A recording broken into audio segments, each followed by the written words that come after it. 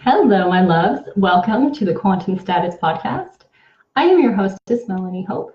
I am a quantum energy practitioner.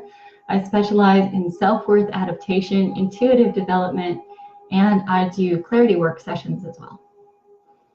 So welcome. Thank you for tuning in. And we'll hop right into our topic. I drink a lot of tea in my Quantum Status Podcast, so I just love my tea. All right. So our topic today is surrender. For those of you who have been tuning in regularly, you know that the Quantum Status Podcast is all about an understanding that we are truly energy and that all is energy. I do not focus specifically on different religious views and things like that. I kind of look at it this way, okay? My race is human. My planet or country is Earth, and my religion is love. So I see everyone more or less as different aspects of myself, whether they're aspects that I love or aspects that I need to forgive, come to terms with, and release the energies from. Doesn't really matter. It is the same thing for me. So I don't judge.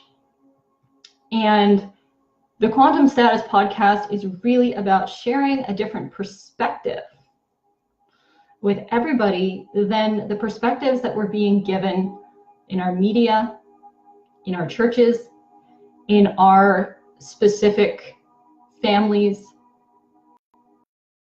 stepping out of the box and broadening our perspective, bigger picture. Okay, so the topic today is surrender. And I chose this particular topic because personally, I believe surrender is one of the most powerful tools that we have in order to get to where we want to be. If we truly are nothing but energy, or fully energy, as I would rather say, and everything around us is an energetic field, then surrendering to our joy is the most powerful thing that we can do. If we are continuously second guessing how we feel or what we want, then we are really hurting our chances of getting that. No one really wants to go back and forth, bouncing back and forth, always bouncing back and forth, where we start to get something we want and then it gets taken away from us. And we start to get it and it gets taken away from us. We don't like it when that happens. We would rather be able to attract it to us and then enjoy it. But that won't happen unless we surrender to what we've put out into the quantum field. For instance, if you want to get into a relationship, this one comes to me all the time from my clients, from people who are wanting to have more of that validation and fulfillment in their lives and are looking to a relationship in order to get it.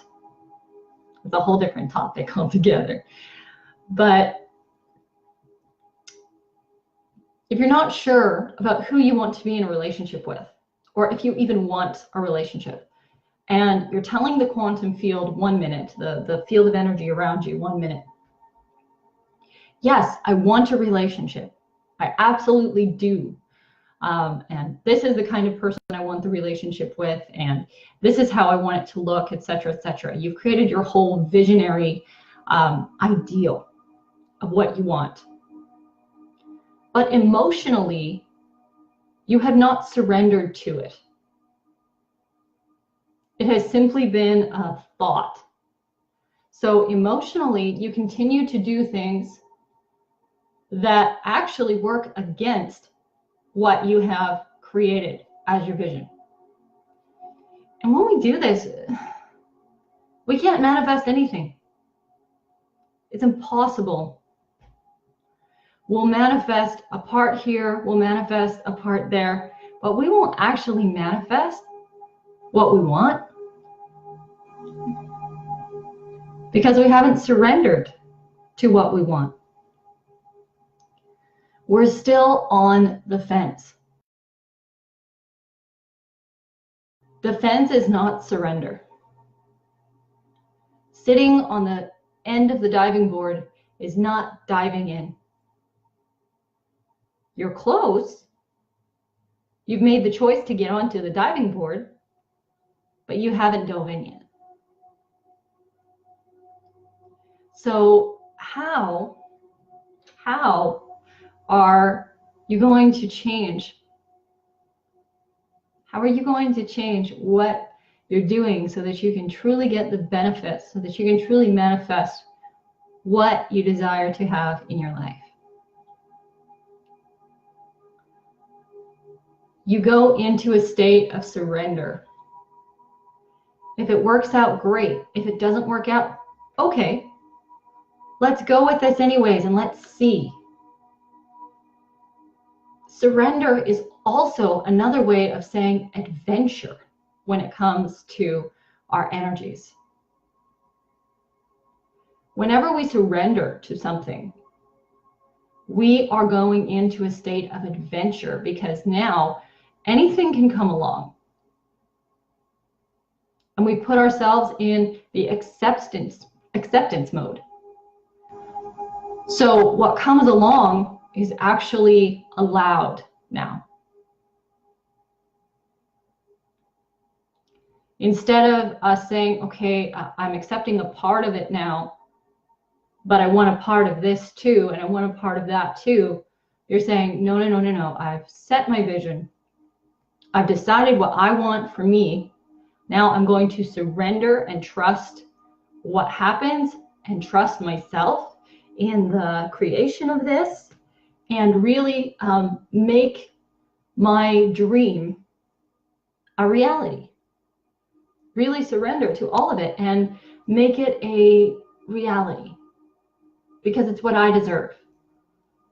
I created this, I'll take what comes, and if it's not right for me, well then I'll let it go. I don't have to stick with it. But I'm going to make the commitment to surrender to it for now so that I can experience it.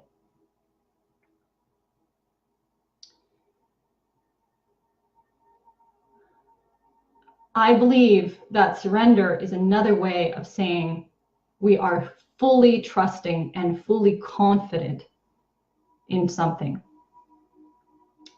We have that game that we played, you know, with your best friend where you'd fall backwards into their arms and believe that they were going to catch you. You had to believe and trust that they were going to catch you. And it was kind of scary sometimes. If you had brothers like I did, they didn't catch you. It could be a rather painful experience. So trusting yourself is what it comes down to. Trusting your vision and then surrendering to your vision. This is one of the keys to manifestation because it shows the quantum field that we are truly serious about what we are putting out there and what we desire to manifest.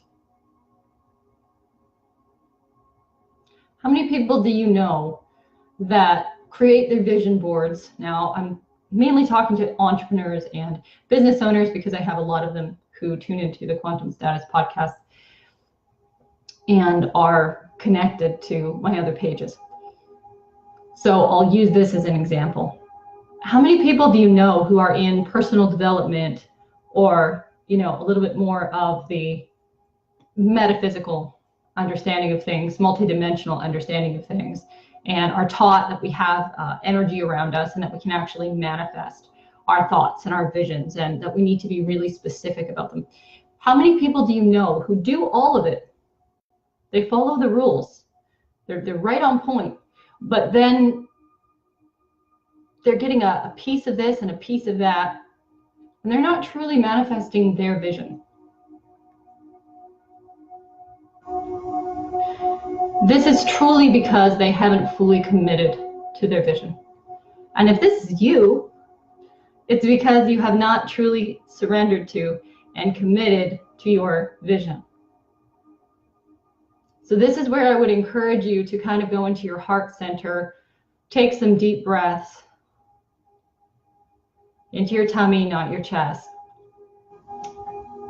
and allow yourself to release any of the fears, misgivings, inhibitions that you have that are keeping you from fully committing and surrendering and being fully confident in your vision.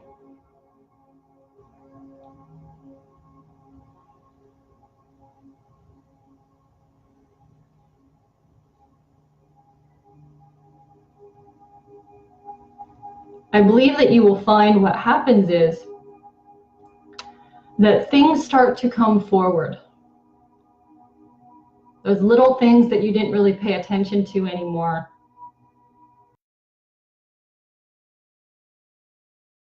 Before you really made the leap because of this or that was still holding on to you, that you hadn't fully released yet, that you hadn't fully forgiven yet.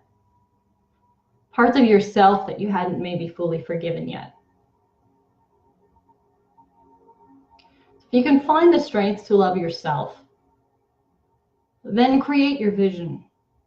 Then fully surrender to that vision. Then that is where you start to embark on getting manifestation to work for you. Meditation is very important because it's your connection with yourself. And meditation allows us to be quiet enough so that all of those things maybe we don't like about ourselves or someone else, as I said at the beginning, I believe that we are all simply aspects of each other. So those things require forgiveness. Those things require us to forgive ourselves and forgive the other aspect of ourselves. There's no point in the mind fighting the heart and the heart fighting the mind. There's no point in the hand fighting the foot. It's all one unit. We're all connected to each other. So finding that balance point in your energy and then allowing yourself to surrender is so powerful. Okay, so I really believe I've driven that home. Different perspective. I trust that it will be valuable to you if you're in that stage where you're working on manifesting something in your life. And I would also like to take this opportunity right now to speak to everyone about something that's been heavy on my heart. There is a huge amount of injustice in our world. And there are a lot of people who are going through things right now that we don't want to imagine. A lot of them are children. There are a lot of people, women and men, who are going through abuse. And incredibly prevalent in our society. Judges are not equipped to deal with these cases. They are looking at things in a very different viewpoint. They are looking at things through what is best for the child, and they're not looking at the impact that the combination of both parents and the danger between both parents can actually be as far as the psychological turmoil that can be caused to the child because of the psychological turmoil of the parents. We see this over and over and over again. There is so much injustice. Is it a wonderful thing to have both parents in a child's life as long as both parents are safe for that child? Yes, it is. But what if both parents are not safe for that child and the judge is still saying both parents should be in the child's life? What if the parents are a danger to each other and a judge is still saying both parents should be in a child's life? This is something I wanted to bring up because there are young women and young men and genders of all ages that are going through or have gone through sexual abuse. I believe the time has come now for us to create and bond together and work hard to support those individuals, to put all of the judgment aside and understand that if we truly are energy and those are other aspects of ourselves, then we have other aspects of ourselves that are wounded, and we need to do everything that we can to take care of each other in this society. There have been about 50 people that I have worked with since I started Quantum Status who have come to me and basically wanted to talk. And some of the stories I've heard, some of the things, even with my past history of abuse, some of the things that I heard from other people were almost too much for me to handle physically. I almost could not continue to listen to their stories. Anyone who's watching this or who watches a replay, can you please think about those other aspects of yourself, those other people in your life who are going through these things and are being judged all of the time instead of being seen for the wounds that are being inflicted on them, mentally, emotionally, physically? Can we please honor people as other aspects of ourselves instead of the judgment that we place on them? We've all been through pain. We all know what pain feels like. Can we tap into our empathy and our compassion? If there is anyone out there right now who is watching this or the replay, can you please reach out to somebody? I have other people that I'm connected to who see the world the same way I do, who see others as being yet another aspect of themselves, who will not judge you, who will not put you in a category, who will not go into the he said, she said, because both people are wounded.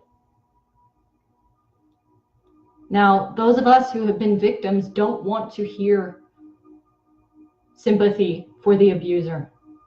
But the truth is, both people are wounded. Both of them need care. Both of them need support. And that does not necessarily mean that they should both be in a position to raise a child together. That does not necessarily mean that they should both be in the same situation, having to deal with courts and lawyers and everything else. This is dangerous.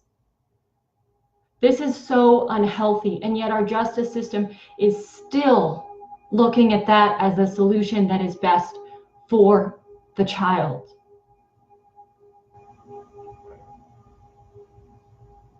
Can we find the love in our hearts that's needed to reach out to these individuals and to love them despite what they have done? To show empathy and compassion despite what they have done? To show empathy and compassion despite how badly they have been victimized even. We're talking about two different, sides here. Because when you don't understand someone else's pain, or you understand it so well that it's painful for you too, to even listen to their pain, then we disconnect from them. But they need us. Those of you who have been abused, It is not only women. Let me make this very clear. It is not only women who have gone through abuse. There are many young men who have gone through sexual abuse. There are many of all ages of the male gender who have gone through sexual abuse. This is not a situation that is only for women to be supported in. Men need support too. We all need support. We're all human beings. We all feel. Can we tap into our compassion and our empathy? Stop with the hand fighting the foot and the heart fighting the mind. And find a way to love the victim and the one who has targeted that individual. This is the only way that our world is going to change, when we remove the judgment and we see the pain. When we see that both individuals are in pain. And the solution for each is different. The solution for each individual is different. But that doesn't mean that we cannot be compassionate and empathetic and find a solution. Find a solution for those who are going through this pain. For any of you, as I was saying before, who have gone through abuse, do not be afraid to reach out, because the world is changing and there are people out there who will not judge you. If you are someone who has abused someone else, do not be afraid to reach out. There are people in this world who will not judge you. Now that might sound crazy, but as I said, people are hurting, and hurt is hurt.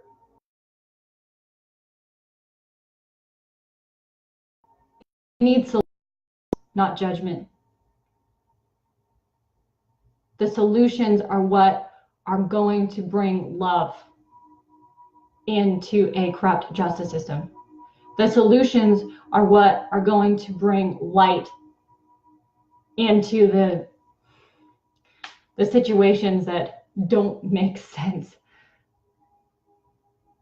And there are many of them. We have mass arrests going on the planet right now, and all of humanity is going to be jarred awake when some of these things come out. But can we wake up to each other's pain? If you want to be part of the quantum status movement, if you want to be part of a group of people that is committed to not judging, simply listening and loving other individuals when they reach out for help, I'm not talking about a crisis center idea. I'm simply talking about a group of individuals who will listen and send positive energy to individuals who reach out, who are hurting. If you are interested in being a part of that, please leave a comment in the comments here. You can PM me directly, or you can go to the Quantum Status Movement page or Melany Hope QEP page and leave me a message there as well. Thank you so much for tuning in. This has been longer than 15 minutes, which is usually what my podcasts are. Thank you so much for tuning in, for sharing your energy, for sharing your hearts. Namaste.